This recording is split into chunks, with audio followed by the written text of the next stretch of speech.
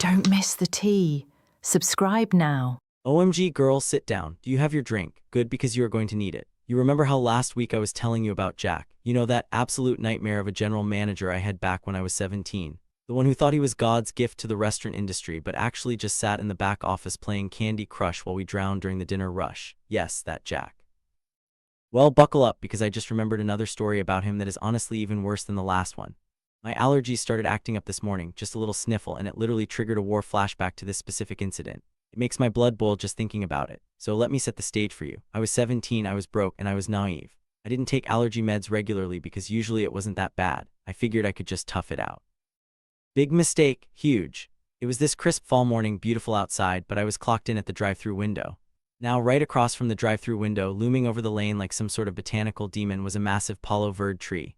Girl, if you have never been personally victimized by a Palo Verde tree in the autumn, count your blessings. These trees don't just drop leaves, they explode with pollen. It's like yellow dust warfare.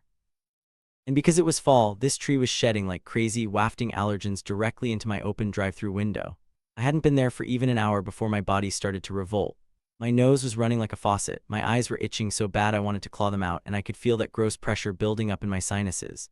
You cannot work in food service with bodily fluids leaking out of your face. It's a health code violation. I was blowing my nose every 30 seconds trying to take orders without sounding like I was underwater. So being a responsible employee, I decided to go talk to Jack.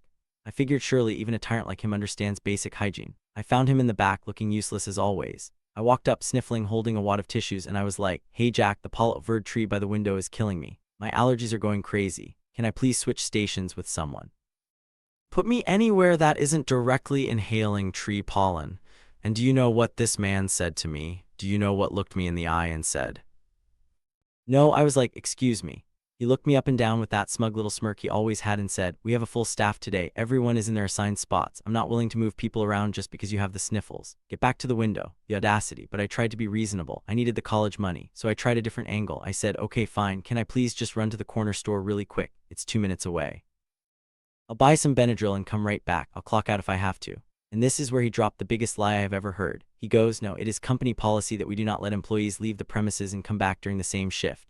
Girl, that was such garbage. People left all the time. He was literally just making rules up on the spot because he wanted to see me squirm. By this point, I'm getting desperate. I can feel the mucus literally running down the back of my. So I played my last card. I said, "Jack, look at me. I'm sick. I can't stop my nose from running. I can't be around the food. Can I just go home?" He looked at me, saw the misery, and said, "Nope, I need you on the drive-thru. You're staying."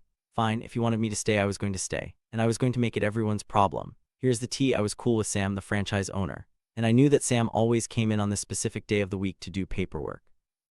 So I formulated a plan. I went back to the drive-thru window, grabbed an entire box of industrial tissues, and I set up camp. I decided I wasn't going to hide it. I didn't try to stifle my sniffles. I looked like death warmed over. I went through that first box of tissues in 20 minutes. My nose was raw and peeling. It was grotesque.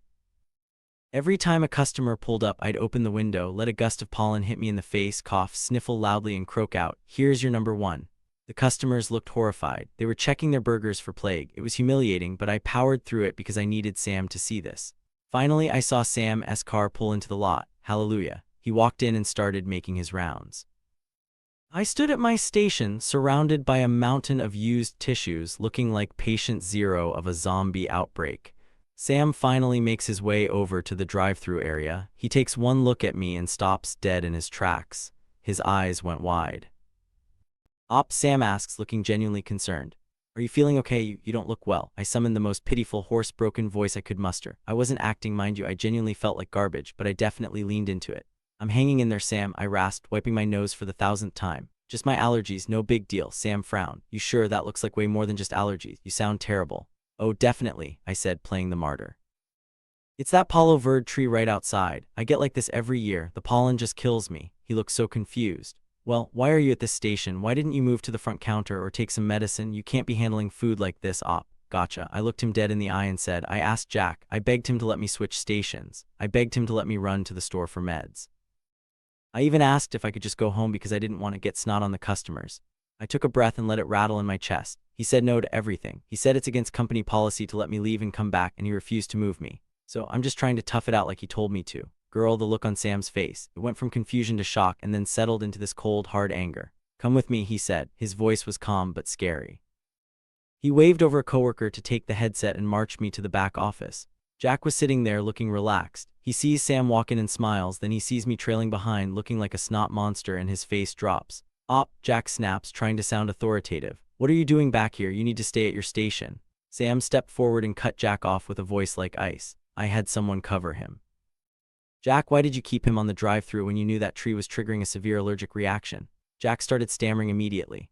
"Well, Sam, we were really busy. I didn't want to disrupt the flow." "We are not that busy," Sam shot back. "I just walked through the floor. Half the staff is standing around. You could have easily moved him or sent him home." Jack tried to dig his heels in. "Well, I asked the other employees. None of them wanted to swap." "Stop," Sam interrupted. He looked done. He turned to me, his expression softening completely. "Op, I am sending you home right now. You are in no state to finish this shift. Go clock out." I thanked him, giving Jack a little side-eye as I turned around. Unfortunately, Sam closed the office door before I could hear the screaming match that I assume happened next, but the vibe was heavy. I clocked out and literally jogged wheezingly to the corner store. I slammed down some Benadryl immediately, but the damage was already done. And here's where it gets scary. You'd think that would be the end of it, right? Just a bad day. No, because I had spent 4 hours inhaling pollen and letting mucus drain directly into my lungs because Jack wouldn't let me leave. I developed a cough. A nasty, wet, rattling cough. It stuck around for days. Eventually, my mom was like, "You sound like you're dying," and dragged me to urgent care. Guess what? Pneumonia. I literally got pneumonia because my boss was on a power trip. The doctor said I had aspirated so much mucus into my lungs that it caused an infection. It was disgusting. I ended up on strict bed rest, had to take a massive dose of steroids, and was swallowing these horsepill antibiotics for a week. I was miserable, but you know what? It was kind of worth it for the aftermath. I heard from my work friends that at the next staff meeting, Sam brought the hammer down. He didn't name Jack specifically, but he stared right at him while he gave a speech about how employees should never work while visibly sick, and if symptoms develop on the clock, managers are required to send staff home immediately. Jack just had to sit there and take it. Honestly, the whole thing poisoned the job for me. I realized I was working for a guy who would rather watch me get pneumonia than be slightly inconvenienced for 5 minutes. I found a new job pretty quickly after that, one where the manager actually treated us like humans. Jack is still there, tragically, but get this, the rumor mill says he's planning to quit soon to move to another country to be with his girlfriend. Can you imagine moving countries for Jack? My heart breaks for that poor woman. She has no idea what she's in for.